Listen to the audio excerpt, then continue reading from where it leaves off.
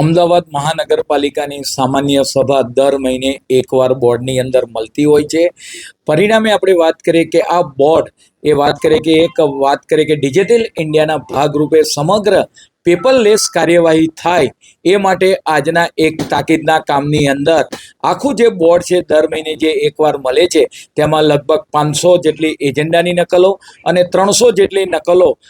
કોર્પોરેટરને ઘરે મોકલવામાં આવે છે કે ત્યાં આગળ ઉપયોગ થાય છે. પરંતુ ડિજિટલ ઇન્ડિયાના ભાગરૂપે આપણે વાત કરીએ કે દેશના પ્રધાનમંત્રીનું પણ સપનું છે ડિજિટલ ઇન્ડિયા. તો મહાનગરપાલિકાએ ગુજરાતનું પ્રથમ સિટી બનશે કે સમગ્ર બોર્ડ એ આપણે વાત કરીએ કે ડિજિટલ સ્વરૂપે ચલાવવામાં આવે, પેપરલેસ સ્વરૂપે ચલાવવામાં આવે અને ત્યાં દરેક કોર્પોરેટરની બેઠક ઉપર ટેબ્લેટ મૂકવામાં આવે અને પરિણામે ત્યાં આગળ એજન્ડાનું વાંચન થાય, શોક ઠરાવનું વાંચન થાય. પરિણામે આપણે વાત કરીએ કે જે કાર્બન ફૂટપ્રિન્ટ છે એની અંદર પણ ઘટાડો થશે, પેપરનો પણ બચાવ થશે. આમ પર્યાવરણને અનુલક્ષી એ જ જે નિર્ણય કરવામાં આવ્યો છે અને જે રીતે